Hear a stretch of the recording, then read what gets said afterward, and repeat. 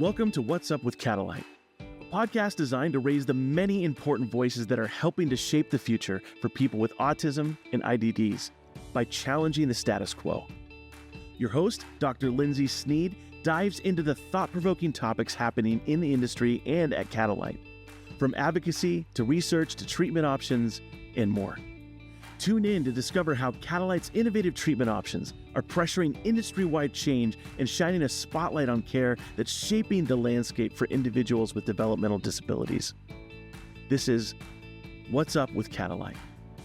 Welcome back to What's Up with Catalight, the podcast where we dive into the ideas and people shaping the future of care for neurodiverse individuals and their families. I'm your host, Dr. Lindsey Sneed. Today's episode is really a timely one as many families are navigating the transition back to school, and I am one of those families who is navigating the transition back to school. So along with academic challenges, the school day can bring really personal and social tests too for our kids, like lunchtime. So for many kids, particularly autistic children, mealtimes can be really overwhelming, unpredictable, and anxiety-inducing at school, even at home. So today I'm so thrilled to welcome Dr. Yev Veverka. She's a BCBA clinician, a researcher, and the director of training and consultation services at the University of Washington Autism Center. She leads the interdisciplinary feeding clinic and is a parent of 3 whose work focuses on making mealtimes meaningful, inclusive, and developmentally supportive for all children. She's the author of Meaningful Mealtimes, Practical Strategies for All Young Eaters. And she serves as a conference committee member. She also volunteers with Feeding Matters, an organization dedicated to advocacy and support for children and families with pediatric feeding disorders.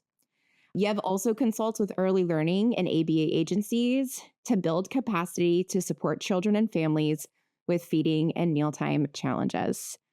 Today, we'll talk about how educators, families, and support teams can really proactively plan for smoother, more connected mealtimes as school routines kick into gear.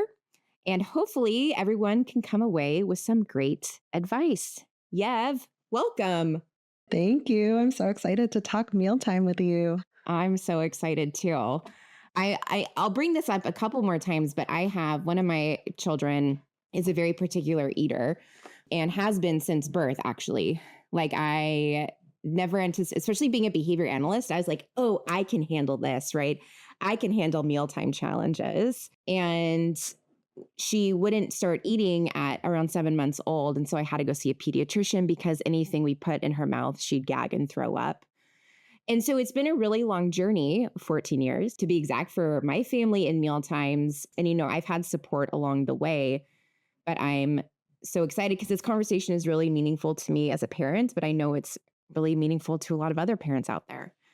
Yeah, thanks for sharing that. I also have an experience as a parent of 3, but including one child with autism and anxiety. And I have kind of like a parallel, but very different kind of history as a parent where we started seeing dropped foods more and more. And so it'll be definitely interesting to kind of think of both of those, like kind of from the beginning or developed feeding challenges, and to continue to bring those back. So I'm excited that you're willing to talk about personal experiences too.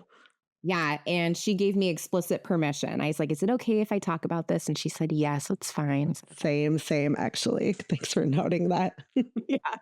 Well, let's start with more of a big picture. Why is mealtime such a significant part of the day for autistic children at home and at school?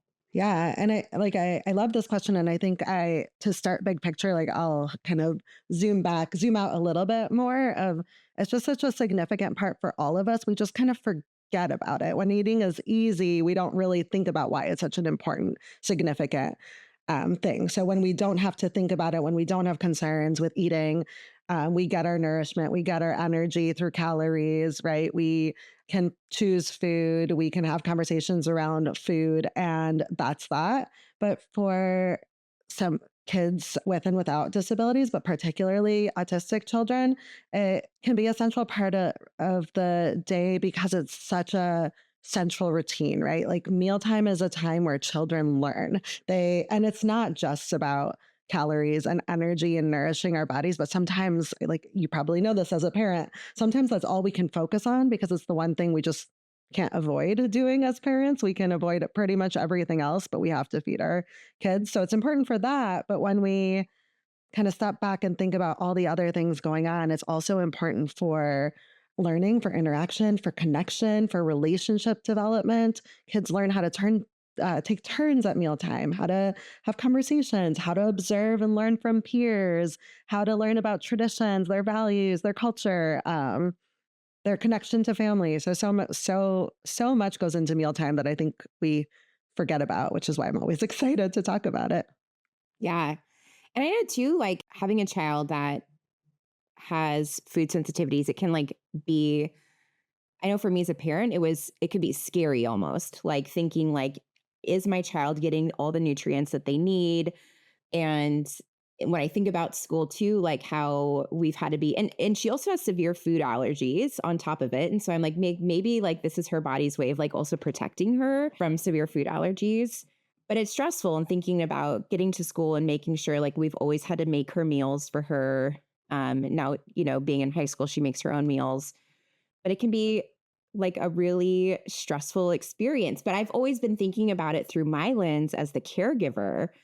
So what have been like some of the common experiences like you've seen for children going to school and like being nervous about like eating their foods, or seeing even like one of my daughter's experiences is certain food sights and smells can actually make her gag, Yeah. throw up, and which leads to anxiety about seeing a food that'll make her gag and throw up, and then being embarrassed because of that, like that exponential increase. Yeah. Yeah. I've seen so much of that as well. So yeah, when again, going back to when eating isn't easy or intuitive like it is for some of us who are lucky to be able to just eat and not think about it, it is something that kids think about, they worry about all the time. So and it impacts families too. But things like I've worked with kids who are fed by G tube, so fed directly into their stomach, and they are embarrassed by that and have to go to the nurse's office. So while all of their friends have their one social period, they're sitting there in the nurse's office getting fed. I've had kids who are worried about the smells or the sights, kind of like what you talk about of, well, what happens if they're serving this and I'm sitting by my friend and they chose it and this is my best friend and I don't want to hurt their feelings. And then there's children that can't communicate some of those fears, but still have them. And so we sometimes forget that those are there when they're not being communicated, or they're being communicated through what we might label as challenging behavior. And I actually, something you said just stood out to me. You said something about like maybe this is her body's way of protecting itself. And I just recently heard a talk at the Feeding Matters Psychology, Feeding and Eating Summit by an occupational therapist, Marcia Dunn-Klein, of the Get Permission Institute. She has amazing free resources, so just a plug for her there. But she just talked about how maybe the no is right? Like No. when, as behavior analysts, we kind of come in and we're like, why are they saying no? Let's make it stop. Let's make it a yes. Let's make them eat. But she really kind of pushes us to get curious about that no, and like, is it protecting us from allergies? Is it protecting us from anxiety? Is it because we have this history of challenging eating interactions, and so our appetite's going away whenever we see a specific food? Like we can think about food poisoning or any experience of being Yeah. sick, right? The no protects us. So I love your example of that. Even as you were talking, there are two things that are like really sticking out to me because I love that the no, like accepting the no and the no is okay. And we didn't find out until about Maddie's severe food allergies until she was older. But I mean, we had so few foods that she would eat, so it didn't really matter. And it happened when I was introducing a new food, right? And so, that was like a really eye-opening experience for me as a parent. But then you were talking, the other thing that is really sticking out to me is that social piece. I actually haven't really been thinking about that social piece as much because at home we have so much accommodation, and we have like the food's readily available. But at school, there isn't necessarily that accommodation. And eating is such a social thing. Right. And so there is like this decrease in just social interaction. The example of the G tube that you just provided. Yeah, I Yeah. haven't even thought about this. It's kind of like something for schools. Have my kids coming back home and saying, I only got 7 minutes to eat. So I had to scarf down my food as quick as possible. And I was like, did you feel okay? Did you get to talk to your friends? And I think we overlook that piece naturally because we're so focused on so many other things. I know that I'm biased working in this area for the last decade plus, but I think it's the most important time of the day. I think it's Yeah. the only time where we have access to nourish our bodies. It's the only time we can just like learn how to be socially and set ourselves up for like all the other things that are social around food. So, or maybe it's just me. I'm very food motivated, but like any sort of celebration, if people are coming to visit, the first thing I'm thinking of is where am I going to take these people out to eat? Because we share experiences in food with people at mealtime. So super Yeah. social, but it's learned. Yeah. And that actually brings up like a question a more personal question. So thinking about like food with other people and social and I'm thinking particularly about going to restaurants. So as a family, we actually don't go out together, all four of us, a lot because of the food sensitivities. And it's easier to just, again, have our controlled environment at home and not risk like going somewhere where there isn't going to be something that my daughter will eat anyway. And so, yeah, we eat out less or go out less than I like kind of maybe what I envisioned or what I thought would be. But do you have any strategies that you recommend for like in those kinds of circumstances about like if a family does want to go out to eat more? Sure. Yeah. I actually just had a family work on this as a goal, a client that I'm working with. They had quit trying to go out to eat for similar reasons. It was also that sensory experience. So nothing to eat and the overwhelm with all the sounds and smells. And so they would go out and it would just like be explosive. Two of them would leave the restaurant, right? Or like they would just kind of divide up who got to go out with the other kid. I want to stress that the reason I talk about mealtime challenges and not eating or feeding challenges is because we can then focus on all of the other things with mealtime. Mealtime doesn't mean sitting there consuming food. Like, in fact, how many times have you been out and like the server keeps coming back to see if you're ready to order and you're just like in the conversation with your drink or whatever it is, and you keep forgetting to look at the menu, right? Like, it's not just about that. So the first strategy that I always recommend for families is just to like figure out what would be enjoyable about that setting. What can we do with that setting to make it more enjoyable before we even start talking about food? So this family that just was really successful with going out, the kiddo saw a sign for Applebee's. He was interested in Applebee's. He asked to look at the menu. So they looked, they chose some sort of dessert that he knows that he likes. They brought Candyland with them to play. They played a game while everybody ate. They had fun. He didn't want to order the food, and it didn't matter. Like, it didn't matter that he Yeah. didn't eat. And now they have a plan for, I don't remember what restaurant, but another restaurant where he's now making the plans because he had fun. He remembers it now as Yeah. a fun family time. So really just like pairing mealtime with enjoyment and fun and all of those other aspects is step one. And then you can start kind of like maybe bringing some favorite snacks or thinking about like what are some menu items I could ask for that might be more plain or might be more aligned with things I like. Could we get takeout first? Could we look for a specific table and Mhm. call ahead? So some prep work for sure. But this family was so excited to the point of like getting emotional, and I loved hearing about how much they enjoyed it when we weren't even just talking about consumption at all. Yeah, I mean, thus meaningful meal times, right? Like thus, Exactly. yeah, yeah, that is, I love that story. Like, yeah, making, and did you also say that they ordered dessert for him first? So he was going to order dessert. He decided not to. He wasn't ready. Okay. But that is one of the strategies I recommend to Yeah. families. Like, order whatever. Go out and just Yeah. the rest of you can eat whatever. So we're kind of exposing kids to like everybody eats differently. We're not going to pressure each other. Like, if you Yeah. don't feel comfortable with what I ordered, like, let's rearrange our seating. What can we do to make you feel more comfortable? But you get to order whatever it is that you want, right? And Yeah, making it fun that way.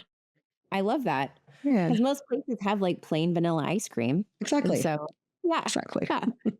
Um, and I also love the idea of bringing the game, like Yeah. bringing a game that's kind of like can consume your attention more. Yeah, makes it a lot more social. Yeah. And bonus, it was food related, which is just fun.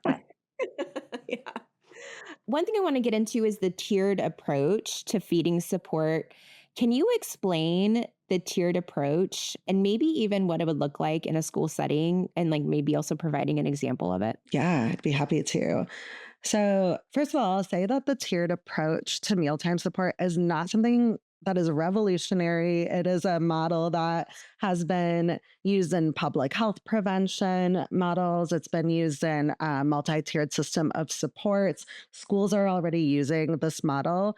But what my amazing co-authors and were finding is that schools or early or ABA agencies or early learning settings weren't responding or weren't doing anything with mealtime or feeding until there were pretty high level concerns. And so we were Yeah. seeing kids that were continuously being referred out to these intensive feeding programs, which sometimes kids do need, but not all of the kids that get referred to those programs need to be seen there. And so we started wondering, well, what would happen if all staff knew kind of just some basics about mealtime and feeding? And like, what if, and we were working with our developmental preschool associated with the University of Washington to do this.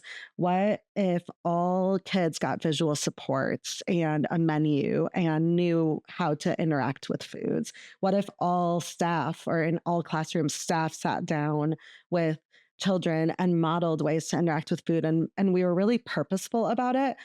Would we be able to prevent some of these referrals? And of course, like that's really hard to measure. Yeah. But what we did was take that kind of tiered model and ask those questions like, what are universal strategies that we can put in place to make mealtime easier for all children and staff and families? So it's for everyone.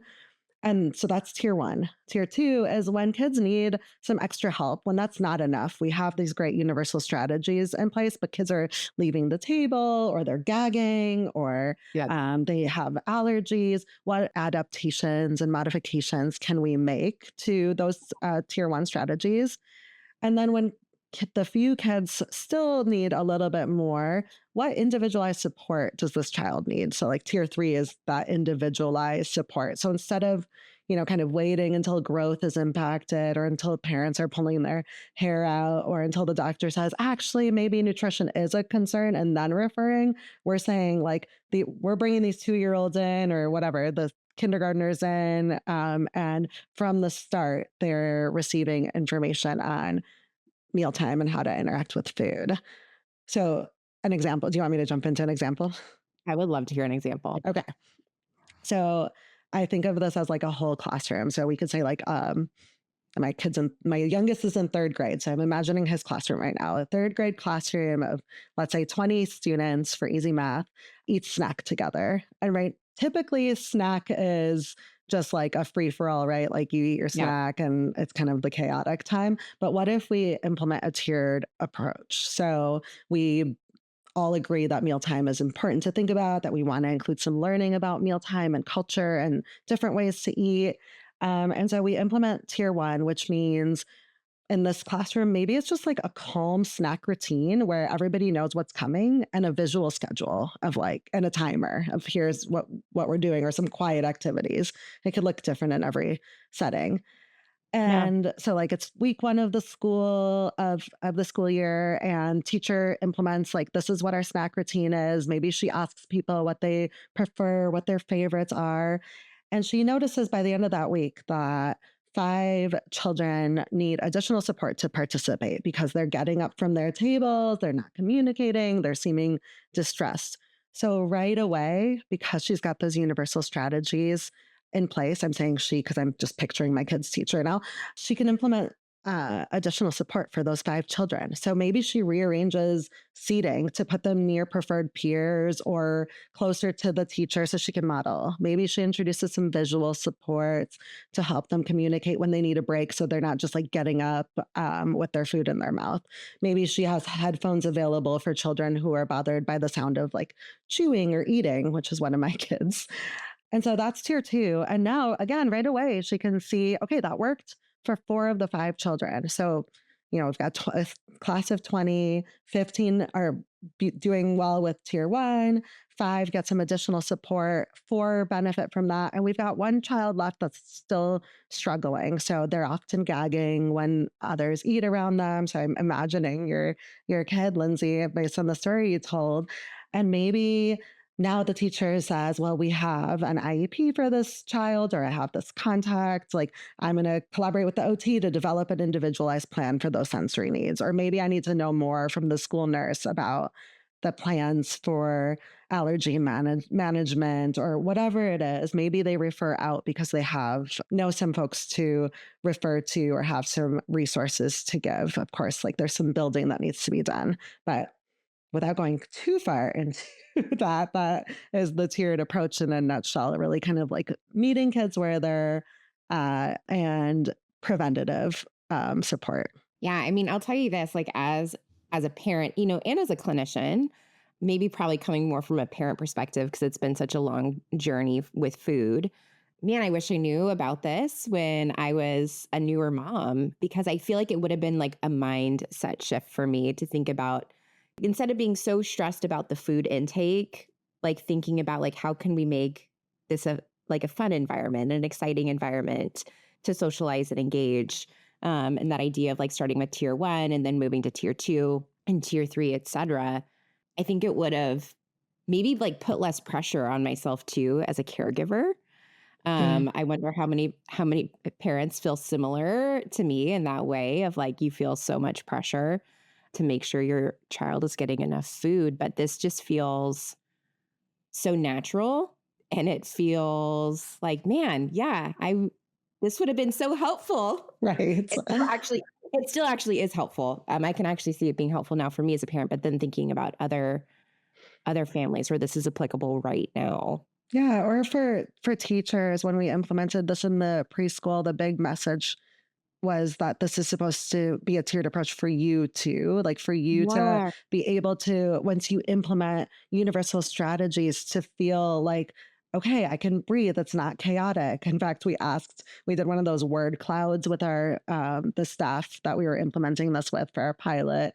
And we said, describe mealtime in 1 word. And the biggest word that came up was chaotic. But we also had like loud, a disaster, like not positive words.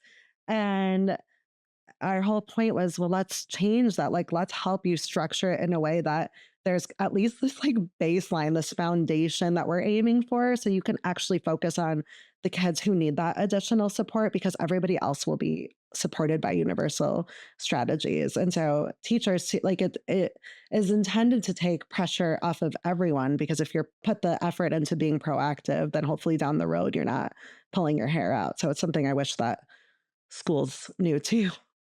Yeah. And like just that, one of my big things as a clinician is really equipping people with like different tools in their tool belt, and what'll help lessen the stress in whatever circumstance that's unique for their family or their school, their situation. And this tiered approach that does exactly that for teachers, right? Like Yeah. it gives them the tools to know what to do in these scenarios without making it so stressful. It's like, oh yeah, I know what to do here. I know how to handle this thing that is coming up because I know what to do in each of these approaches. And it's also not something they have to do alone. As you mentioned, like when it gets to tier 2, tier 3, there are other supports that can be helpful that they can lean on. Right. Which I meant to like shout out my co-authors, our interdisciplinary team, who I have learned so much from. And I always tell everyone, like, just know your interdisciplinary folks, know who you can talk to when you notice like something maybe is off with chewing or swallowing and you don't know anymore, know who you can ask. So I've just learned so much from learning what to look for and when to talk to different people. And that's something we try to spread too. Yeah. Well, what's shift in mindset or a practice that you wish more people would make when supporting kids, specifically with autism at mealtimes? If there was one or two like universal things that was like this and this. Yeah. I mean, I think I will be a little repetitive here, but I think Yeah. it's shifting the focus from consumption to enjoyment. So we don't measure joy in the literature, like in the ABA literature on feeding. Our goals are number of bites accepted, how percentage of consumption, compliance with adult instructions, right? Food acceptance versus food refusal. And I talk about this a lot where like I could present a pretty great looking graph of numbers looking really good and going from like zero intake to like 80% of intervals food intake. But if I'm not asking like, is the child wanting to come to the table? Is the family feeling like they can do this at home? Are they enjoying their mealtime together? Then I'm doing this family a disservice.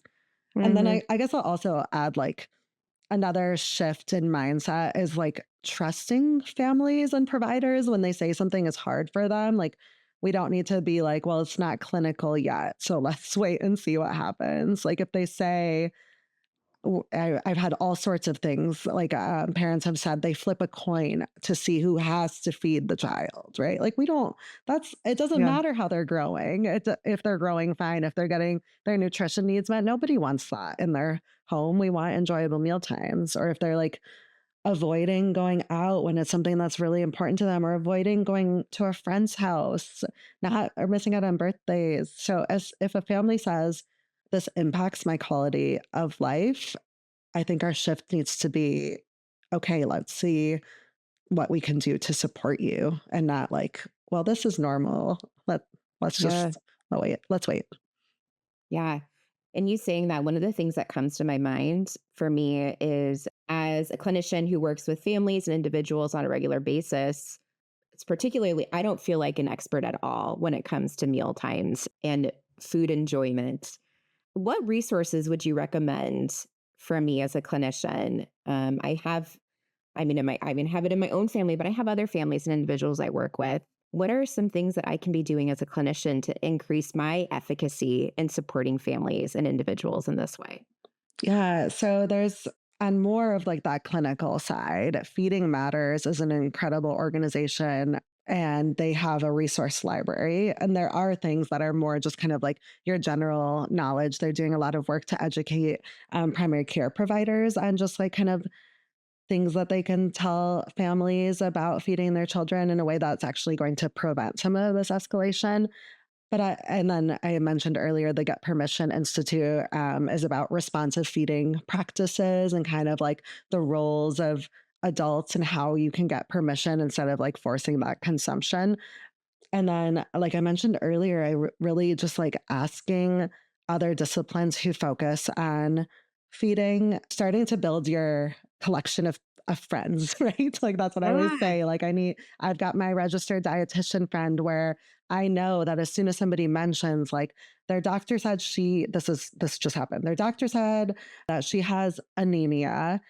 Do I refer to you or how do I know? And being told like here's how you would know, here's a simple strategy you could pass on to them is so helpful. Or like from my speech colleagues, I've learned that there's something that you can notice like in the way a kid's chin moves to see if they're having issues with moving foods around and swallowing. And as soon as I see that, or as soon as I hear a cough at swallowing, then I know instantly, because I've had these conversations, like I need more support here. So as much as I wish everybody had like an interdisciplinary yeah. team that had capacity, you don't have to, and you don't have to be an expert. You just have to know kind of like who the different experts are. So just really having the conversations. And I wish we had a directory of people we could talk to.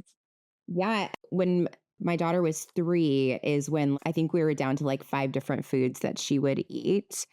And one of the best conversations I had was with an occupational therapist, um, who like really helped me not freak out, first of all, and then just gave me really practical ideas of like how to support meal times. That's awesome.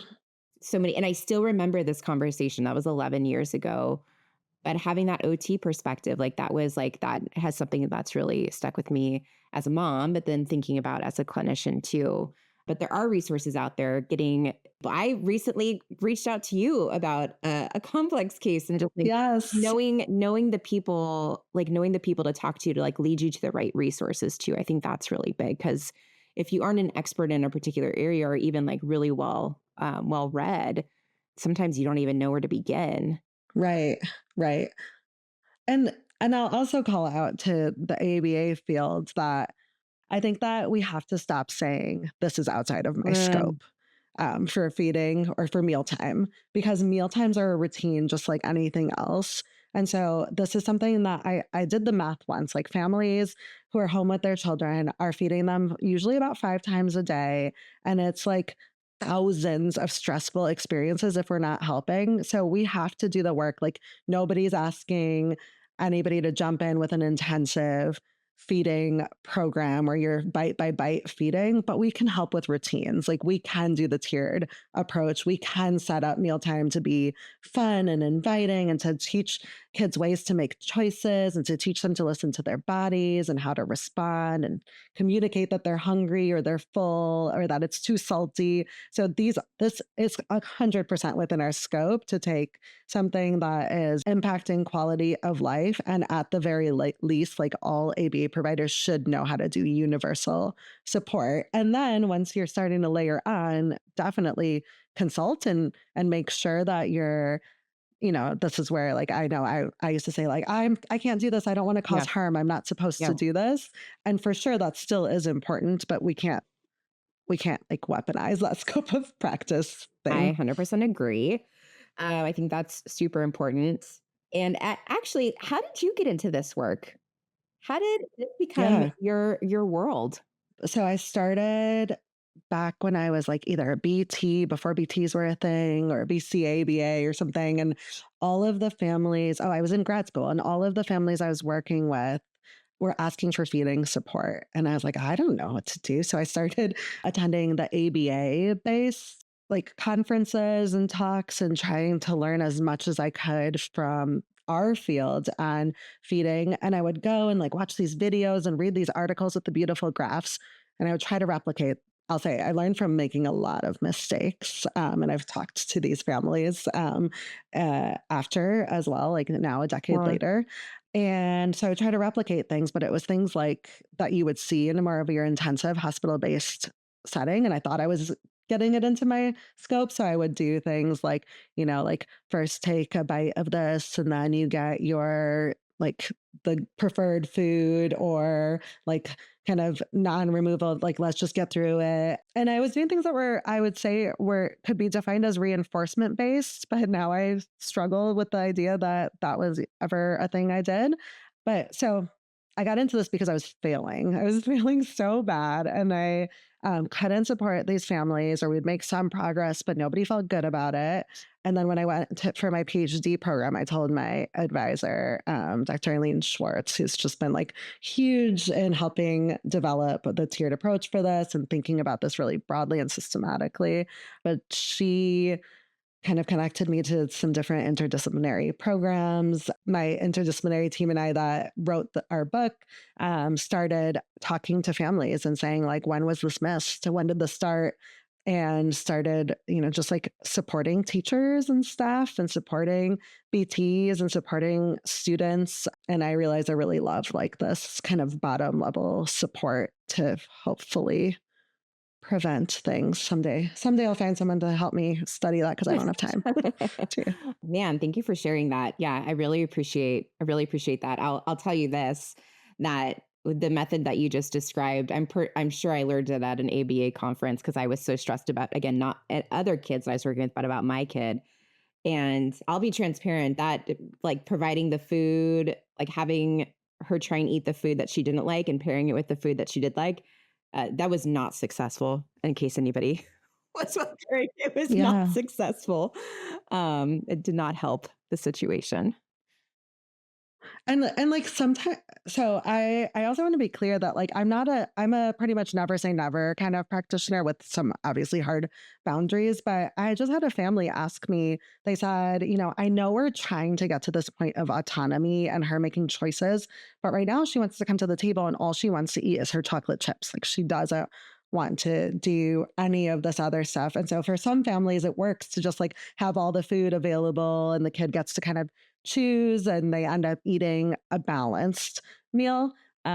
This child, they said, right now we have to do the first then, but now I feel so guilty because I don't want to cause these learned behaviors. Is it okay to be doing? Am I doing something wrong?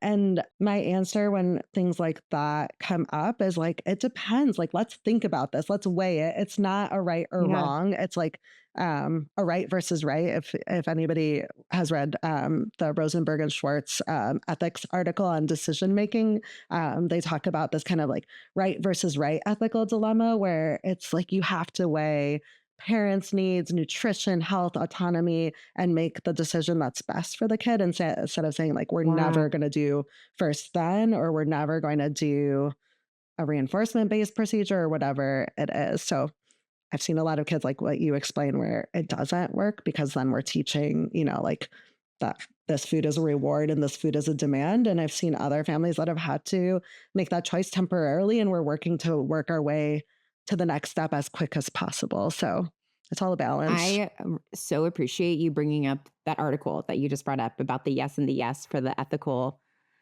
dilemma, because it Yeah. is like when you're making an ethical decision, there are so many things you have to consider. It's not as black and white as maybe we'd like it to believe it, as we'd like to believe it is. It's so much more Yeah. Yeah. complex. We can't, autonomy is important, but growth, like actually being able to physically grow is important. And the health of the family is important. And what does that look like within the context of that family? Right. Right. Yeah, not to get too far down the rabbit hole, but it just like I've looked into the ethics code multiple times thinking about feeding, and there are some things that kind of come off black and white, right? Like the prioritizing reinforcement based approaches.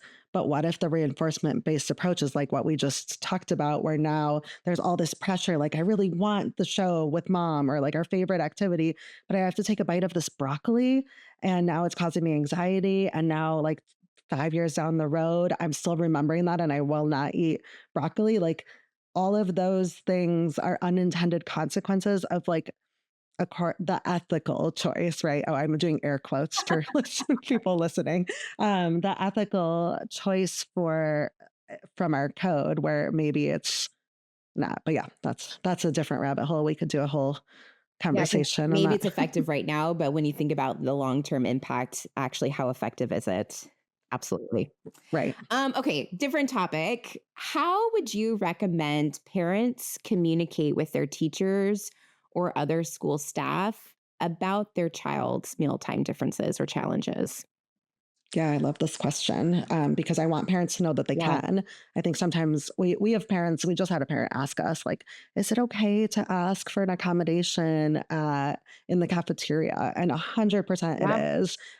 I want to stress first that public schools in this country, are obligated to provide a safe environment for students at school, and that includes safe eating and safe meal Uh, times for kids with disabilities and individualized education plans under like a free and appropriate public education. They're also required to provide accommodations. And a common refrain is, well, eating is an academic. And there's been a lot of work done on supporting that it has everything to do with how you do academically, yeah. right? Like if we can't eat lunch, I don't know, like I know that I cannot function and work by the Yes. afternoon. Unfortunately, we have to do some advocacy. So bringing up the needs to the school as early as possible and what works at home, and like kind of helping brainstorm how that might translate to school, but also Feeding Matters has a guide that goes into like it's a family resource guide and it goes into some details on the how to work with Mm. schools, like who do you talk to, what do you say, how do you get it into your IEP or into a 504 plan. We've seen a lot of successful 504 plans for eating accommodations. So maybe things like having a classroom where a small group can eat if the cafeteria is too much, kind of where getting to sit with certain friends or how the time they have to eat and things like that. Which kind of goes in, which really does follow into the next question of how can schools ensure that mealtime is socially inclusive for students who may not eat or who eat differently? And like you just brought up a couple of really great ideas, like having a separate space for some students. But what are some other things that schools might do? Yeah, well, so the first thing I wish that schools would do is just like any sort of like disability awareness or like diversity awareness initiatives. Like I wish that mealtime and eating was included in that like everybody eats differently. And so some of us eat by tube, some of us eat by spoon, some of us use our hands. I think like especially in those earlier grades when kids are learning about just like differences that eating should be included in that. So being explicit and teaching that we can be curious and kind about mealtime and others' preferences, which as a aside, I remember begging my parents not to pack my Russian lunches anymore because people would make fun of them and ask like, why my sandwich was that way. Why doesn't it have another piece of bread on top? Because we have open face sandwiches and like feeling like, okay, I just want the PB&J. Like I want what the American kids have. And so kids are constantly taking that kind of feedback in, right? But then also like collaborating with families in a way that provides them an opportunity to share any mealtime concerns, values, preferences. Like I know our school has a getting to know you family conference. And I think that that would be a great time to have just one more question about, it doesn't even have to be mealtime specific. It could be like all the things, mealtime, sleep, and Yeah. toileting. Is there anything that you want us to be aware of? And it might be like, my kid is really anxious about toileting because they use a single person bathroom, right? Or like, so just providing opportunities and that can kind of guide what might need to exist in the school, like the separate space, if there's enough of that, or like kids who need some social support. Could there be a table where a staff member is there playing a game or something? One of the like lunch, the cafeteria Yeah. monitors. Yeah. Just so many like antecedent strategies that could not just help the students who have mealtime differences, but really helping the whole student body understand that this isn't like just a like one person kind of thing, but there are multiple individuals who have this and Exactly. creating that education right from the beginning. Yeah, that's great. What advice would you give to a parent or maybe even an educator who feels frustrated when feeding challenges feel overwhelming? I know for like when I'm thinking about younger me, it was just like such an overwhelming. And I remember so many times just like crying, being like, I'm failing as a parent. It's so overwhelming. But like what advice do you give families? Yeah. Well, this isn't advice, but I hear that I'm failing every single time I have a new client come on my case for feeding. And so I love connecting, doing groups. And one of the big takeaways from groups, in addition to learning strategies, is I'm not alone. I didn't realize that I was not alone. And so this isn't advice, but I would just say like, you're not alone. There's a whole community that's kind of doing work around feeding and advocacy and helping spread the word that eating isn't always easy. So just know that. But then as far as advice, like just that one step at a time. Like we jump so far ahead, right? Like I meet with families and ask them what their goals are. And sometimes we start with like, tomorrow I want, or like in a month, I want my kid to be eating a balanced diet. And maybe your kid's eating like 10 different kinds of crackers and a multivitamin, right? And so maybe even like cutting a sandwich in a different shape is hard for them. So we're not going to jump to broccoli or Yeah. strawberry or something like that, but we can celebrate. I just had actually a parent celebrate this.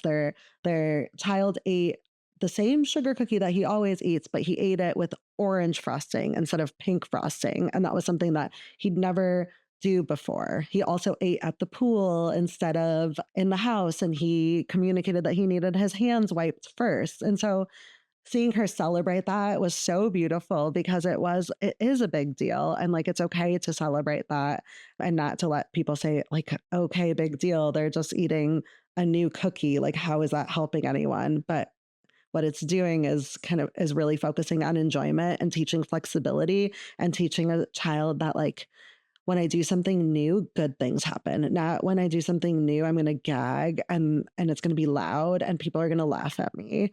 So really just like those baby steps and choosing your battles, Yeah. like with anything else, just like maybe sometimes it's not the time to add any food or to like work on that no. Maybe the refusal is just like what that kid needs in that moment, and you can move on and work on something else.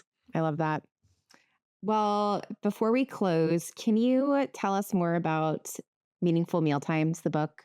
Who's it for? And what will listeners find in it? Yeah, thanks for asking.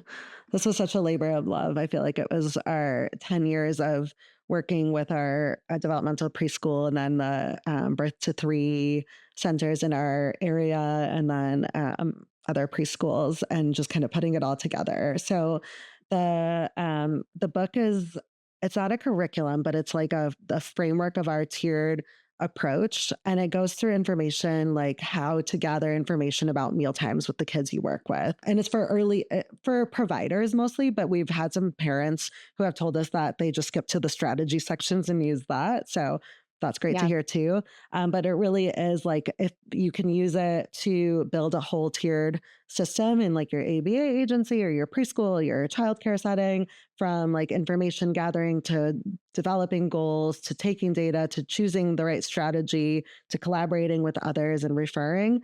But it's not prescriptive. So you could also like there's worksheets. In fact, they're free resources on the Brooks Download Hub if you just want to like check out some of the worksheets for like information you might want to gather from families or other resources.